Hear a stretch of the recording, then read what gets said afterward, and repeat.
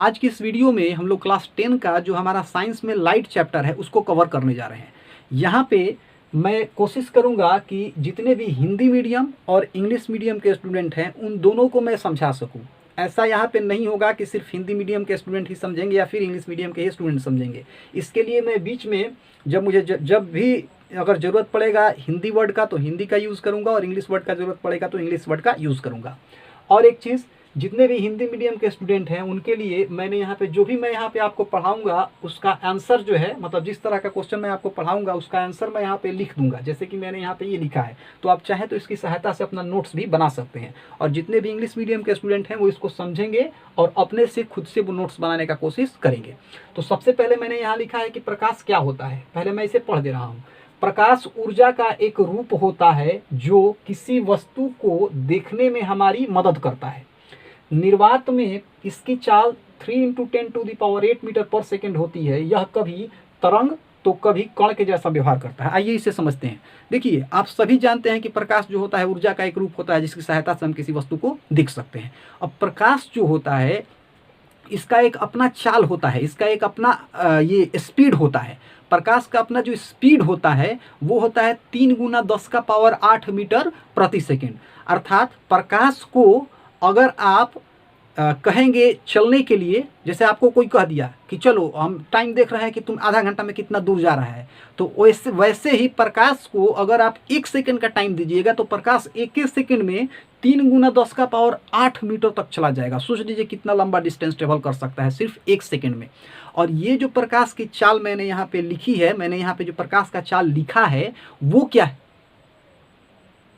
और यहाँ पे जो मैंने प्रकाश का चाल लिखा है 3 × 10⁸ मीटर पर सेकेंड, ये निर्वात में उसकी चाल है, अर्थात वैक्यूम में उसकी चाल है। देखिए, जैसे आपने सुना होगा कि साउंड जो है वो वैक्यूम में ट्रेवल नहीं कर सकता। जैसे मैं यहाँ आपसे बोल रहा हूँ और बीच का अगर हवा निकाल दिया जाए, मीडियम को निकाल दिया जाए, तो इसी को तो हम वैक्यूम कहते हैं। वैक्यूम का मतलब क्या होता है, जहाँ पे कोई भी मीडियम ना हो।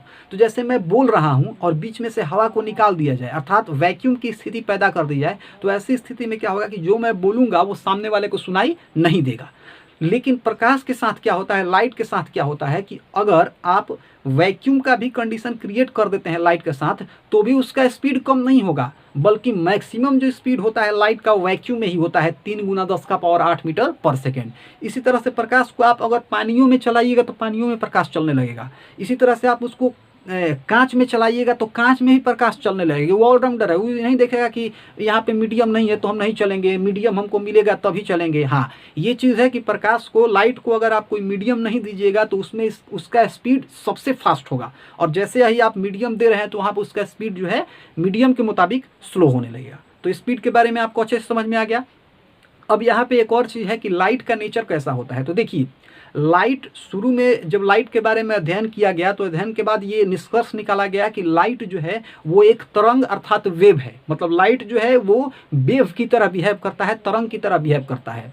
लेकिन बाद में जितने भी और भी आगे जो वैज्ञानिक आए, साइंटिस्ट आए, उन्होंने कुछ एक्सपेरिमेंट किया और एक्सपेरिमेंट में ये पता चला कि अरे तरंग जो है ये तो कण की तरह बिहेव कर रहा है, ये तो एक पार्टिकल की तरह बिहेव कर रहा है। तो अब कन्फ्यूजन उत्पन्न हो गया कि एक आदमी कह रहा है, एक साइंटिस्ट कह रहा है कि लाइट अर्थात प्रकाश जो है वो एक वेव है, वो एक तरंग है, और दूसरा आदमी ये कहने लगा कि नहीं, लाइट जो है वो एक कण की तरह भी बिहेव कर रहा है। तो प्रश्न ये आया कि आखिर किस वैज्ञानिक की सुने, किस साइंटिस्ट की सुने। और दोनों साइंटिस्ट अपना प्रूफ दे चुके थे, दोनों प्रूफ में ये बात निकल चुका था। एक बार प्रूफ दिया गया तो ये बात निकला कि लाइट जो है वो एक वेव, मतलब उसका जो नेचर है वो वेव का है।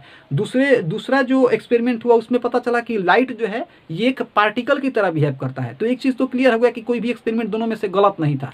तब प्रश्न ये उठा कि आखिर क्या बोला जाए, लाइट को वेव बोला जाए कि लाइट को पार्टिकल बोला जाए। तब अंत में कंक्लूजन ये निकला कि आप लाइट को वेव भी बोल सकते हैं, लाइट को पार्टिकल भी बोल सकते हैं। इसी को बोलते हैं डुअल नेचर ऑफ लाइट। अगर आपको ऐसे अच्छे से नहीं समझ में आ रहा तो आप एक चीज़ और एक उदाहरण मैं आपको दे रहा हूँ, उसे समझिए। देखिए, आपने देखा होगा कि आपकी क्लास में मान लेते हैं कि कोई लड़का है, वो बहुत तेज है पढ़ने में, और सर उसको क्या किए ना कि कोई मैथ दिए तो 2-3 सेकंड में बना के मैथ दे दिए, फिर अगला मैथ दिए तो 2-3 सेकंड में उसको ही बना के दे दिया, सर को दिखा दिया। तो इसका मतलब लड़का बहुत तेज है। सर भी बोलेंगे कि ना ये लड़का तो बहुत तेज है, बहुत अच्छा लड़का है, बहुत पढ़ने में तेज है, बहुत अच्छा लड़का है। यही जब छुट्टी हुआ तो पता चला कि जब बाहर सर गए तो पता चला कि लड़का जो है दूसरे लड़का का टिफिन छीन के खा गया, तो टिफिन के लिए किसी लड़का का झोटा पकड़ रहा है, ये कर रहा है, मतलब झगड़ा कर रहा है। कि ना तुम्हारा खाना हम खाएंगे या तुमको मारेंगे, गाली देंगे।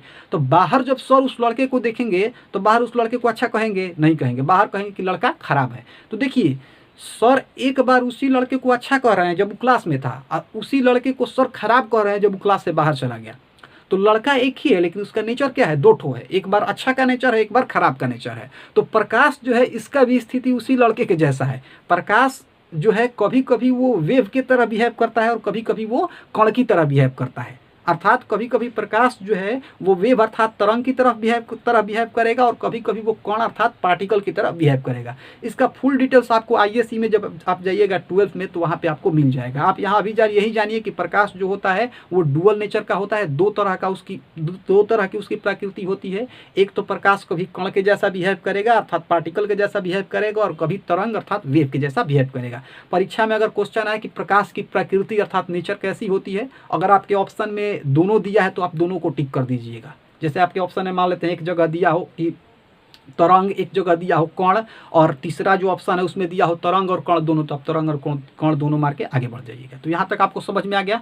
अब अगला जो मैंने यहाँ क्वेश्चन लिखा है वो ये लिखा है कि प्रकाश का विवर्तन क्या होता है, अर्थात डिफ्रेक्शन ऑफ लाइट से आप क्या समझते हैं। तो देखिए, प्रकाश जो होता है, मैंने आपको बताया कि डुअल नेचर शो करता है, इसकी प्रकृति अलग अलग होती है। अब एक और घटना होता है प्रकाश के साथ, थोड़ा उसको भी समझिए।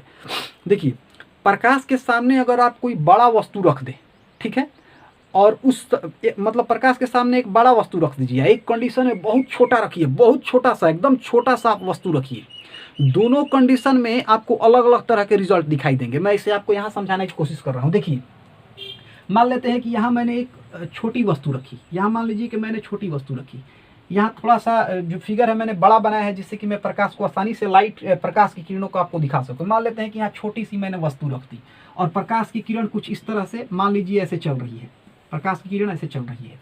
अब देखिए यहाँ क्या होगा, यहाँ ये होगा कि जब प्रकाश की किरण इस छोटी वस्तु से टकराएगी तो टकराने के बाद क्या होगा कि इसका जो किनारा है ना, इस किनारा से होकर इसे बहरी निकल जाएगी, फिर इधर से भी इस किनारा से होकर बहरी निकल जाएगी। मतलब प्रकाश की किरण जब किसी छोटी वस्तु से टकराएगी ना, तो जो नहीं आदमी होता है कि तिरछिया जाता है। जैसे आप मान लेते हैं कि यहाँ कोई बड़ा सा खंभा दिखाई दे, आपको जाना है, तो आप खंभों में लड़क जाइएगा? नहीं जाइएगा ना, आप थोड़ा सा इसे कतरिया जाइएगा, जैसे पिठिया इसे टेढ़ करके इसे निकल जाइएगा। तो लाइट भी यही काम करता है। वो क्या करता है कि जब उसको छोटा वस्तु दिखाई दे देगा ना, छोटा वस्तु, प्रकाश की किरण को जब कोई छोटा वस्तु दिखाई देगा तो जाएगा, उससे टकराएगा, टकरा के किनारा से इसे बहरी निकल जाता है, कलछिया के, तिरछिया के इसे बहरी निकल जाता है। तो ये जो घटना है ना, इस घटना को प्रकाश का विवर्तन अर्थात रिफ्रैक्शन ऑफ लाइट कहते हैं। तो आपको समझ में आ गया। अब देखिए, यहाँ बड़ा ऑब्जेक्ट लीजिएगा तो क्या होगा, मैं आपको वही समझा देता हूँ। देखिए, जैसे मैं मान रहा हूँ कि ये मेरा बहुत बड़ा ऑब्जेक्ट है, ठीक है, और यहाँ से मैंने प्रकाश की किरण को सीधा ऐसे चला दिया। अब इसमें क्या होगा कि प्रकाश की किरण जब इस बड़े वस्तु से टकराएगी तो प्रकाश की किरण टकराने के बाद ऐसा नहीं है कि यहाँ से टकराई या किनारे से ऐसे निकलेगी, नहीं, ऐसा नहीं होगा। जब प्रकाश की किरण इससे टकराएगी ना, तो टकराने के बाद परावर्तित हो जाएगी ऐसे। हम मान लेते हैं कि ये यहाँ टकराई है ना, तो टकराने के बाद ऐसे परावर्तित हो जाती है, ठीक है। तो ये बड़ा वस्तु के केस में होता है। बड़ा वस्तु से जब वो टकराएगी ना, तो टकरा के परावर्तित हो जाएगी। जब बहुत छोटा वस्तु रहेगा, बहुत शार्प ऑब्जेक्ट, बहुत छोटा वस्तु, तो वहाँ क्या होगा कि जैसे उससे टकराएगी ना, तो टकराने के बाद साइड से, किनारा से ऐसे तिरछिया के, कलछिया के बहरी निकल जाएगी। तो इस तरह की जो घटना है, इसे हम लोग बोलते हैं प्रकाश का विवर्तन अर्थात डिफ्रेक्शन ऑफ लाइट, और इसको बोलते हैं हम लोग रिफ्लेक्शन ऑफ लाइट अर्थात प्रकाश का परावर्तन। इसके बारे में हम लोग आगे डिटेल्स में समझेंगे। तो आपको समझ में आ गया कि प्रकाश का विवर्तन क्या होता है अर्थात डिफ्रेक्शन ऑफ लाइट क्या होता है। अब अगले वीडियो में कुछ और टॉपिक के बारे में हम लोग समझेंगे।